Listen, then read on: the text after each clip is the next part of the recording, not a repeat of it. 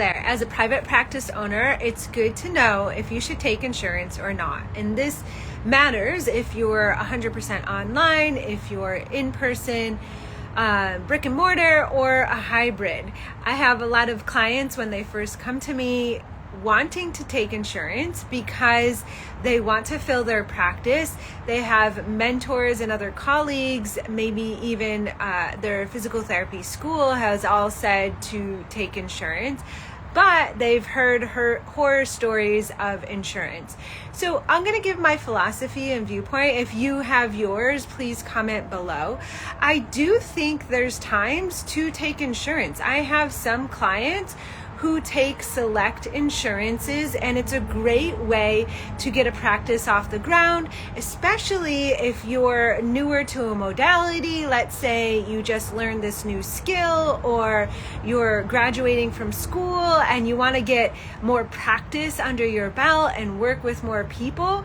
Then go higher volume, take insurance, work with a lot of people, get really confidence in your skills, get momentum in your community, build a word of mouth system. Just light a fire under your private practice. However, there might be, now I'm speaking more for the US, Canada is really different. I do have some clients in Canada who take insurance and they do really well because the Canadian healthcare system is different than the US. So I'm primarily speaking for the US here, primarily, okay?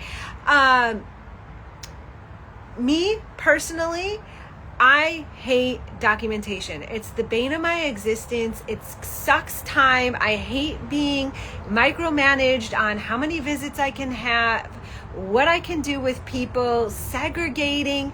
I feel like I'm not even treating the person. I am just treating to build for these specific codes or body parts. I literally have visceral reactions to it.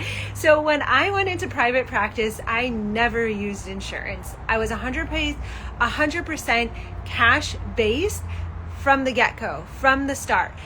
Also, you know, I was a massage therapist for 10 years prior to becoming a physical therapist. And I had the mindset that if people are going to pay me with a massage certification and not a doctorate degree, they're going to pay me $150, close to $200 as a massage therapist. And they would come to me, I have a headache, Allison. I have back pain. Can you help me? And I would say, oh, I'm going to give you a massage. They're like, yes, that's what I want. Then I can, you know, run a physical therapy, and I had my own clinic, massage therapy clinic. I can run a physical therapy practice 100% cash based with a doctorate degree.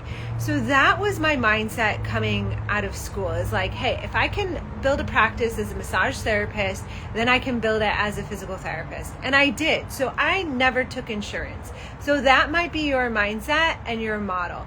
Or I have some clients, like I said, they start out taking select insurances. So you don't have to take every insurance.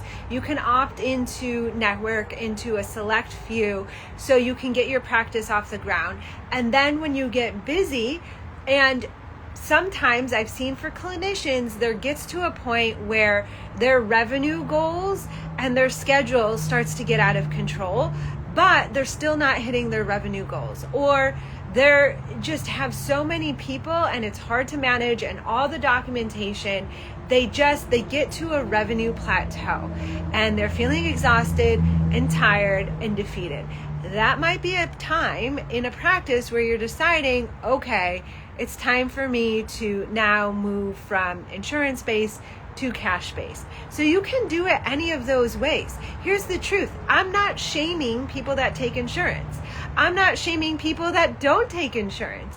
You need to decide what is best for you and what works best for your schedule, for your people. Again, I found I couldn't help people the best when insurance was sucking my time, doing all their documentation and figuring out the correct codes and the back and the forth. And oh my God, I couldn't focus on the people and making my skills better and my programs better when I was wasting time and all that. I felt that was me.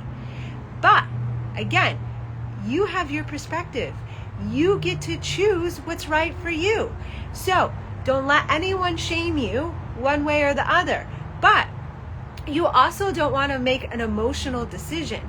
You want to make a strategic business decision based upon your numbers, what you want your schedule to be, where you are in your business, your goals, your intentions. If you write all that out, then it becomes clearer on whether you should take insurance now and keep it going throughout your practice, if you should do it part of the time till you get momentum and then stop it, or if you want to be like me and go all in 100% cash based right from the get-go, because 100% you can make it work. If I made it work, then you can too.